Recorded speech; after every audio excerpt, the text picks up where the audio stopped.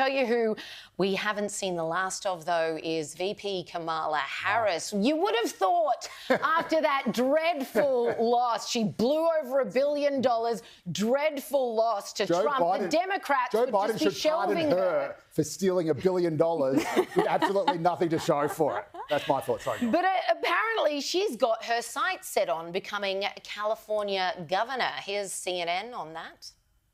What the likelihood is of Harris running for governor.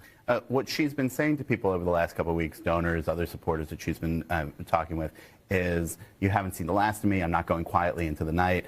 Advisors, people close to her, are debating about what that means. They do not want her final official act ever to be essentially certifying Donald Trump's win over her, especially 4 years after January 6th. And so they look at this governor's race in California in 2026, and it seems to them like a layup, essentially, that she would probably clear the field, or mostly clear the field, and she would get to be governor of California. It's a pretty good job. Apparently, whether she gets that gong all depends on whether people believe in the DNC that she can then go on to be a successful candidate at the 2028 presidential debates. Are you kidding me? No. She fell over in 2020, didn't even get a single vote because she pulled out. No one in the Lay Party likes her. She became VP because Biden needed a woman, preferably an ethnic woman. She's been massively unpopular, and her record is absolutely nothing except for that infamous cackle. So you'd think surely this isn't true, and yet if you're watching the DNC holiday get-together, if you listen to Biden, it sounds like there's something in this.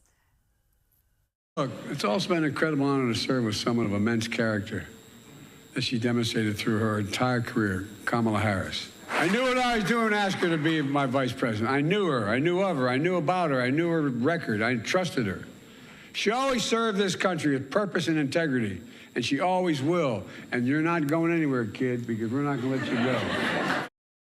With purpose and integrity, these guys literally do nothing but gaslight. We know that Joe Biden doesn't like Kamala Harris anymore. Jill Biden can't even look at her. But looking at that CNN clip, it's all about Trump, isn't it? That Kamala Harris wants to run again, whether it's for governor or to be president, maybe one day. It's still about Donald Trump, really. But if you look at her track record as vice president, she was so unpopular. Her one role was to look after the border.